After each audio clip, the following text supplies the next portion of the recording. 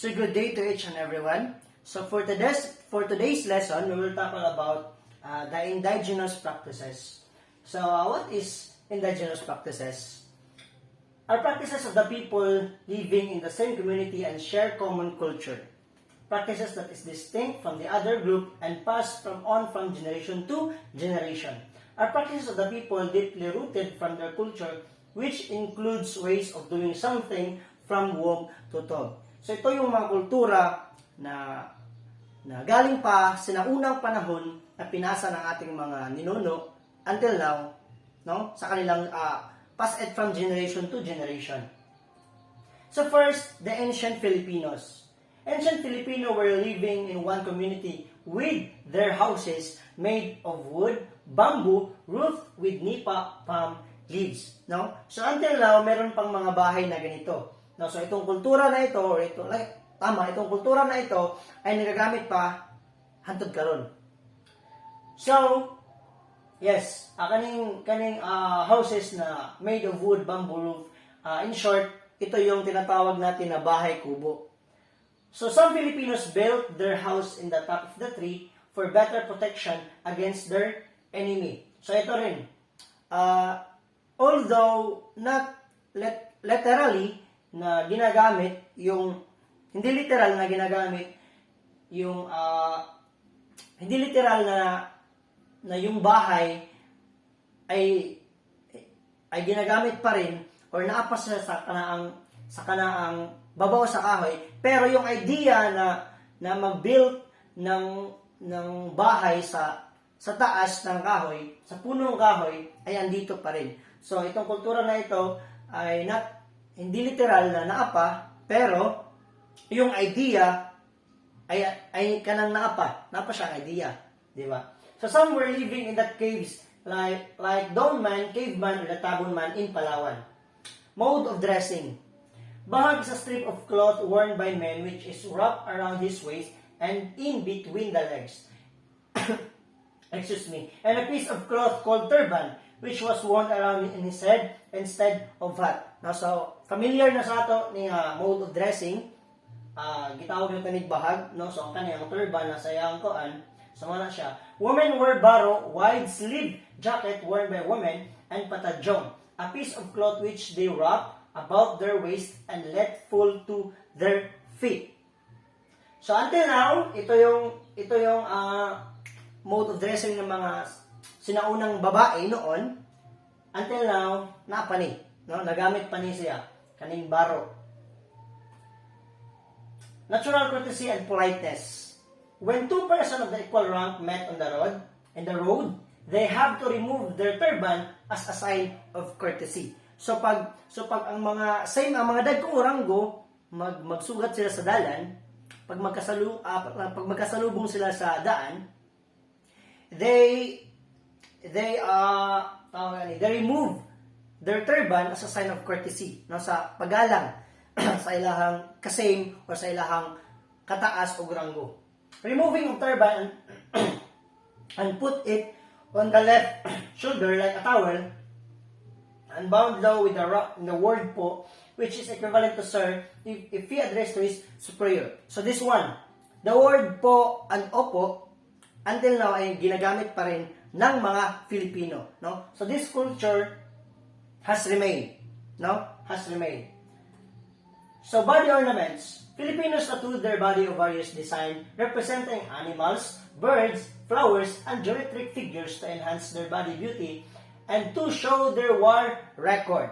The more a warrior had killed in a battle, the more tattooed he was. So, tattoos. Until now, nakapa, di ba? Pero the idea of tattoos, because dati kasi, pag marami kang tattoo, marami kang napatay or marami kang napapatay na tao sa isang digmaan. Which is, today, or for this generation, wala na. Diba? Kasi kung gusto mo magpatato, go, magpatato ka. Pero yung idea noon na pag marami kang tato, marami kang napatay, ay wala na yan ngayon. Pero yung tato is still. To both men and women, inserted gold between their teeth as an ornament. Marriage customs. Early Filipinos had the practice of endogamy, to marry of the same rank or same category or tribe. So until now, kanina pa ni siya. Before the marriage, the groom gave dowry or bigay kaya to the family of the bride. It consisted of gold, land, slaves, and anything else of value. Of course, no? So ang akong pagsabot anay kay mura siya og kanaang mura siya og sa karon mura siya saka kaning dowry. And aside from the dowry, the groom had to work in the house of the girl for a certain period of time, carried water and firewood to the house, assist in plowing the field, planting, and in the harvesting. I think this one, wala na kayo siya karon sa ato ang generation. Mga 90s or 80s, kani, napaning dowry, no, kanang pumupunta yung lalaki sa bahay ng babae para magsilbi, no, gumagawa ng mga house chores, yun. Burial and mourning. Filipinos were taking care of burying their dead, thus it involved and buried amidst deep sorrow near his home, in a cave or on a headland overlooking the sea. Clothes, foods, weapons, wares, and sometimes slaves buried with the dead. Ancient Filipinos believed in God and goddesses, and the supreme God, the creator of heaven and earth, called Bathala. So familiar na sa to. They also worship nature, rivers, mountains, old trees, crocodiles, and fields that inhabited with spirits. Kanisa, no? No? So familiar na sa atin ito na yung mga sinaunang panahon, yung mga tao sumasamba sa rivers, mountains, and etc. They also worship ancestral spirits called Anitos and Diwatas sa Visayan. Maganito, to offer sacrifices to the Anitos or Diwatas, Kataluna or Babaylan. The priest of priestess who made the ritual of sacrifices to the Anitos or Diwatas. Now, so karon ang kanang Kataluna or Babaylan, ito yung mga pari at mga madre or pastor sa ngayon na generation natin.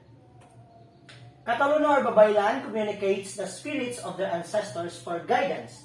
He or she communicates also the dwelling spirits for protection of their crops, and during harvest time, he will also offer thanksgiving to the spirit for good harvest. So as what I've said, Kataluna or Babaylan is para siyang pari or mga madre na siya ang mag-communicate sa kanilang ancestors para bigyan sila ng guidance. And of course, siya ang makikommunicate sa ilang ancestors para tagag-protection ng ilang mga tanong. And of course, siya ang makikommunicate sa ancestors para magpasalamat sa mga natanggap na good harvest sa kanilang mga kaubanan. Like people of Ifugao, they refrain from the cutting century-old endemic trees such as Dipterocarps because they believe that these trees harbor the spirits of their ancestors. And before cutting all trees, a shaman or baylan locally known as a Mombaki conduct rituals to seek the permission of their ancestors. So as what I've said, ang mga dagkong akahoy ng buhaton of mga gods, di ba? So, sa una, mag-ritual sa sila before sila manangid sa sila before they cut the trees. Though indigenous practices or cultural practices of the people were handed down from generation to generations, but it goes to the process of change. Since culture of the people is dynamic, changes may happen and it is inevitable, for it is said that the only constant in this world is change. May some of those practices was lost and replaced by a new one. So as what I've said, yung mga ibang kultura andito pa, pero yung iba wala na. Kasi nga, culture of the people is dynamic. No? Nag-iiba talaga lahat.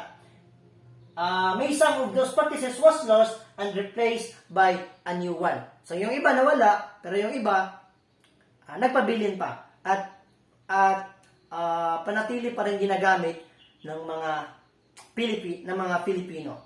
So I think it is finished, and thank you for listening.